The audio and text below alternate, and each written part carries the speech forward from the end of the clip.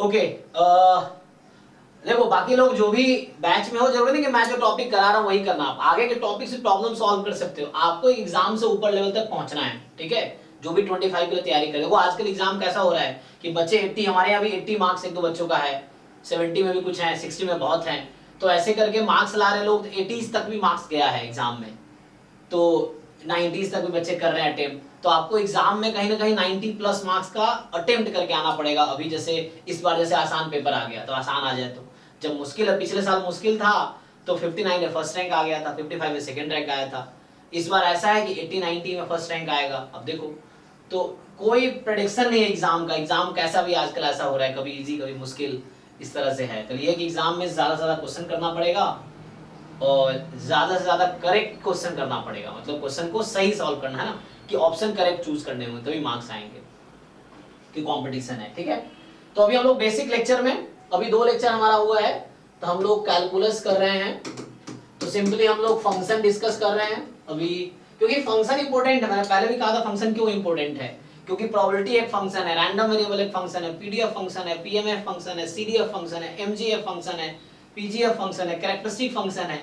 तो जितने भी टर्म्स हम लोग मैथमेटिकली डिस्कस यहाँ कर रहे हैं ऑलमोस्ट सब फंक्शन ही है, स्पेशली हमारे प्रोबेबिलिटी थ्योरी में जो आएगा, तो सब फंक्शन ही है। तो हमें फंक्शन के बारे में जानकारी अच्छे से होनी चाहिए कि फंक्शन क्या होता है, डोमेन क्या होता है, कोडोमेन क्या होता है, रेंज क्या होता है ना।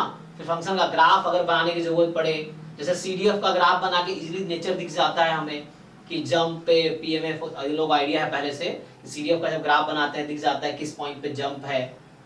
फिर तो कॉन्टिन्यूअस रैंडम वेरिएबल का सीडीएफ कॉन्टिन्यूअस फंक्शन होता है, डिस्क्रीट रैंडम वेरिएबल का फंक्शन डिसकंटीन्यूअस होता है। इस तरह से ये सब तो ग्राफ बनाएंगे तो आइडिया दिख जाएगा, तो उसके मुझे कंटिन्यूटी पता होना चाहिए, डिफरेंशिएबिलिटी पता होना चाहिए। इसलिए मैं चाहता हूं आप जितना जल्दी हो सके खुद से, मेरे भरोसे मत बैठो, मैं करा रहा हूं अपने हिसाब से, आप वो करो, लेकिन अपने खुद पे भरोसा रख के जो बुक्स हैं just go through it, theories पढ़ो, एग्जांपल्स करो, एक्सरसाइजेस सॉल्व करो। जेडबलई के जो कैलकुलस के टॉपिक्स हैं जो हमारे एग्जाम में भी हैं, उसके आप क्वेश्चन सॉल्व कर सकते हो, पीवाईक्यू मेंस एडवांस वाले। जो डाउट है मेरे से डिस्कस करो, अभी 10 से 11 डेली डाउट क्लास चल रही है, तो मेरे से आप डिस्कस करो डाउट, ठीक है।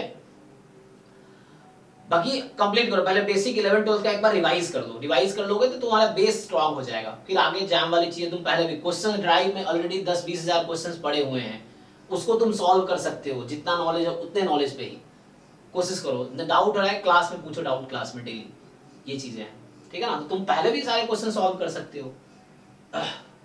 सो डाउट में कोई रेस्ट्रिक्शन नहीं है, तुम अगर बाहर के डाउट पूछोगे जो मैं नहीं पढ़ाया हूं तो भी कोई दिक्कत नहीं है, मतलब थोड़ी जितना सिलेबस पढ़ा है उतना ही पूछना है, तुम आगे कभी पूछ सकते हो डाउट। बस तुम्हें सीखते रहना है, अपना लेवल इंप्रूव करते रहना है, क्योंकि एग्जाम आजकल ऐसे चल रहा है ना, तो क्योंकि मैं सबको साथ लेके चल रहा हूँ, लेकिन आप में अगर एबिलिटी है बहुत आगे चलने की तो आप चल सकते हैं, कोई प्रॉब्लम नहीं है। आप आगे की चीजें सॉल्व करते रहो करते रहो। सर डाउट्स का उसका कोई ग्रुप नहीं है डाउट डिस्कशन का? है, एक दूसरा ग्रुप, मैं लिंक भेज दूं, है उसमें 500 बच्चे हमारे, जो पिछले साल 500 बच्चे मेरे पास थे, तो वो सब है, उनका है, मैं भेज देता हूँ लिंक तुम्हें, तुम ज्वाइन कर लो तुम लोग भी। उसमें डाउट डिस्कस ही होता है, बच्चे डाउट डिस्कस ही करते हैं।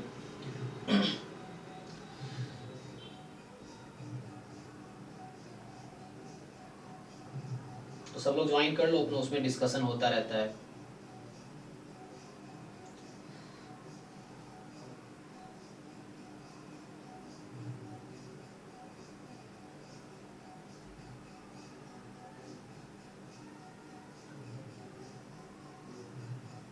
बाहर लिंक शेयर मत करना कोई भी किसी को,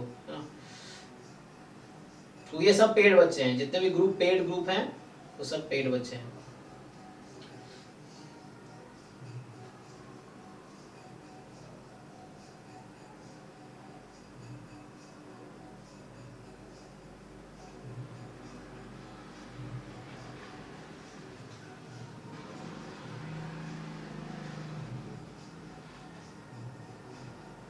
चलो